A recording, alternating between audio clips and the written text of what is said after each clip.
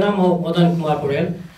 म अघिल्लो वर्ष नेसासको एक्जिक्युटिभ मेम्बरमा कार्यरत भई यस वर्ष क्युसी क्षेत्रको उपाध्यक्षमा कार्यरत छु र अहिले क्युसी युनिभर्सिटीको फार्मास्युटिकल्स डिपार्टमेन्टमा मास्टर लेभलको फर्स्ट इयरमा अध्ययनरत छु।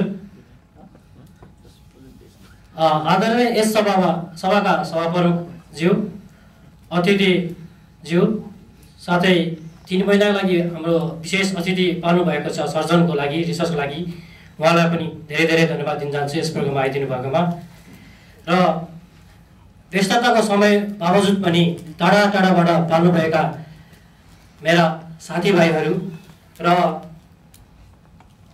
नेसास सम्मान पत्रबाट सम्मान ग्रहण गर्नलाई आउनुभएका मेरा अग्रज दाजुहरू, साथै सबैजना मेरा प्यारा साथीहरूलाई धन्यवाद दिन चाहन्छु।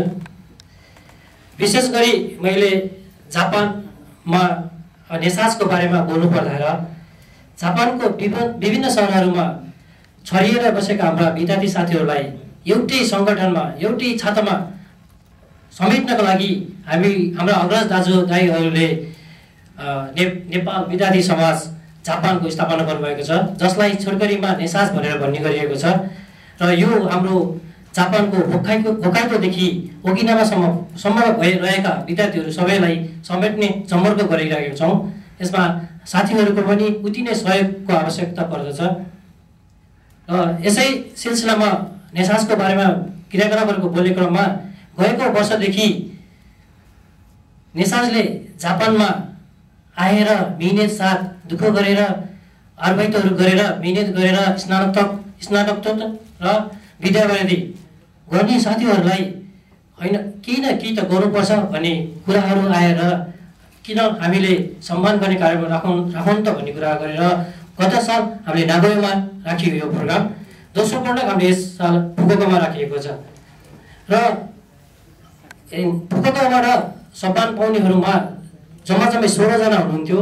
विभिन्न कारणले गर्दा आज हामी 7 जनालाई मात्र समावेश गर्न सक्यौँ। बाँकी साथीहरू कोही नेपालमा हुनुहुन्छ, कोही विविध कारणवश आउन सक्नु भएको छैन। उहाँहरूले हामीलाई पोस्टल केयरबाट सम्मान पत्र पठाउने व्यवस्था गरिएको छ। र यसै क्रममा अर्को एउटा नेसासको महत्त्वपूर्ण कार्य जापानभरि एकदम चर्चितमा रहेको कार्यक्रम चर्चित कार्यक्रम विभिन्न विश्वविद्यालयबाट अध्ययनरत विद्यार्थी तथा अनुसन्धानकर्ताहरूले गरेको रिसर्च विषयमा आदान प्रदान तथा ज्ञान हासिल गर्ने उद्देश्यले नेसासले नलेज ट्रान्सफर कार्यशाला गोष्ठीको आयोजन गर्ने कुरा यस 12 कार्य समितिले जनवरी 29 को दिन गर्ने कुरा निर्णय गरेको छ। यो कुरा यसै सभाबाट सबैजनालाई जानकारी गराउन चाहन्छु। यसको साथसाथै यहाँ उपस्थित हुने सम्पूर्ण साथीहरूलाई निमन्त्रणा पनि गर्दछु। अवश्य आशा छ सबैजना नलेज ट्रान्सफर टोकियोमा स्थित राजदूतावासबाट डाक्टर गणेश यमजन पनि आउनु भएको छ। सबैलाई स्वागत गर्दछु त्यस कार्यक्रममा। र नेसासको क्रियाकलापको बारेमा भन्दै जाँदाखेरि म अर्को एउटा कुरा पनि गर्न चाहन्छु। नेसासले आफ्नो वार्षिक उत्सव नेसास डे पनि हरेक वर्ष मनाउँदै गर्दै आएको छ। तपाईहरुलाई साथीहरुलाई धेरैजनालाई विदितै छ होला, 2 वर्ष अगाडि यही हाम्रो सहर फुकुओकामा नेसास डे भव्यता साथ मनाउँदै छौं। यसपालि शिजुकु सिटीमा गरिँदैछ। र अरु नेसासको अरु कार्यक्रमहरु भन्नु पर्दाखेरि नेपालमा पनि अनेक क्रियाकलापहरु गर्दै आएको छ। जस्तै नेपालको चितवन जिल्लामा पर्ने फेवाचार कबिलासामा अवस्थित राष्ट्रिय प्राथमिक विद्यालयमा नेसासले निजी स्रोतमा एउटा शिक्षकलाई नियुक्ति गरी 3-4 वर्ष अगाडिदेखि तलब वितरण गर्दै आएको छ। र त्यस्तै क्रममा नेपालको चाबिल अवस्थित रिलायन्स इन्टरनेशनल एकाडेमीको प्राध्यापक श्री रविन्द्र जङ थापा 3 महिना अगाडि जापान आएको बेलामा अन्तर्क्रिया कार्यक्रम गरी यो वर्षबाट प्रत्येक वर्ष लागू हुने गरी +2 र ब्याचलरका गरी 2 जना छात्र वा छात्रालाई नेसासको रिकमेन्डेसनबाट छात्रवृत्ति गर्ने कुरा पनि निर्णय गरेको छ। साथै नेपालमा समयमा भइपरि आउने प्राकृतिक प्रकोप लागि भनेर नेसास फन्डको व्यवस्था गरेको र कोशीको बाढीको समयमा बाढी पीडित राहत स्वरूप 50,000 येन रकम सङ्कलन गरी जापानको लागि नेपाली राजदूत मार्फत प्रधानमन्त्री कोषमा सङ्कलन गरेको कुरा पनि निवेदन गर्न चाहन्छु। साथसाथै हालसालै पत्रकार रबिन थापालियाको कृत्रिम गोडा राख्नको लागि नेसाजले जापानमा 1 हप्ते चन्दा सङ्कलन अभियान गरी उपचारात्मक स्वरूप 1,11,621 जापानिज येन सङ्कलन गरी रबिन थापालियाले हस्तान्तरण गरेको कुरा पनि अवगत गराउन चाहन्छु। साथै नेसाजद्वारा जापानका विभिन्न विश्वविद्यालयमा अध्ययनरत नेपाली विद्यार्थीहरूबीच निबन्ध प्रतियोगिता आयोजना र उत्कृष्ट हुने विद्यार्थीलाई विशेष पुरस्कारको व्यवस्था गर्दै आइरहेको छ। साथीहरूमा कसैमा निवेदनको कला छ भने तपाईँहरूले यो यसमा पेश गर्न सक्नुहुन्छ। त्यसलाई हामीले हाम्रो निर्णय वर्गबाट छानिएर उत्कृष्ट हुनुभयो विशेष पुरस्कार दिने प्रदान गर्ने प्रोग्राम पनि छ। साथै 2009 सालबाट प्रत्येक वर्ष जापानवासी विद्यार्थी अनुसन्धान तथा साहित्यकारहरूबाट लेखिएका कृतिहरू समेटेर तयार पारेको नेसाज प्रकाशन पनि गर्दै आएका छौँ। साथै साथीहरूमा कसैले कुनै पनि लेख रचना कविता निवेदन के छ सबैजनाले कसैको छ भने सम्पर्क राख्नु भयो भने तपाईँहरूको लेख रचनाहरू नेसाज पत्रमा प्रकाशित गर्ने कुरा पनि यसै सभाबाट जानकारी गराउन चाहन्छु।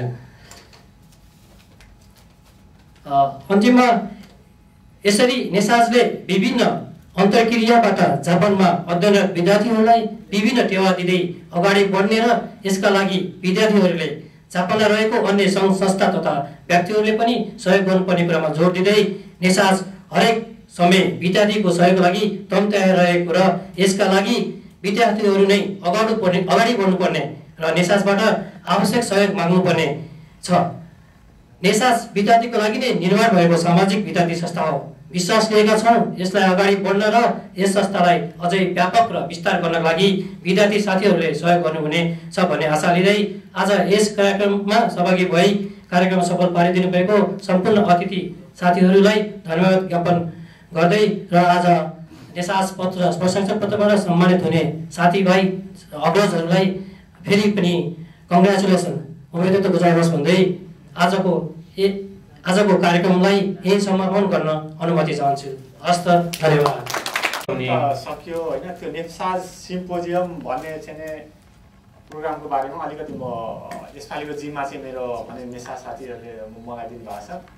अहिलेसम्म चाहिँ नेसाज नलेज ट्रान्सफर नेपाल र जापानको मात्रै चाहिँ त्यहाँ कुरा आइरहेको थियो र नेपालमा पढेर हामी नेपालीहरू कसरी नेपालमा यसपालि चाहिँ मैले अलिकति चेन्ज गर्ने विचार गरेर त्यसमा चाहिँ इजिप्टको पनि इन्भल्भ गराउँदैछु।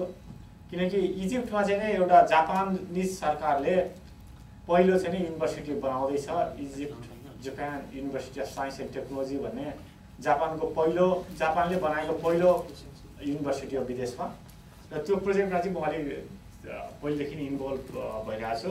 त्यो रिलेसनले चाहिँ भर्खर त्यो सिम्पोजियममा चाहिँ इजिप्टको एम्बेसडर पनि यहाँ आउनुहुन्छ होला र अर्को चाहिँ के हो महावीर पुल नेपालबाट महावीर पुललाई ल्याउने चाहिँ मैले कोसिस गरिरहेको छु। अहिलेसम्म फिक्स त भइसकेको छैन र अरू चाहिँ डेलिगेट्सहरूमा चाहिँ क्युसी युनिभर्सिटीको भाइस प्रेसिडेन्ट आउनुहुन्छ यहाँ प्रोफेसर यासुरा।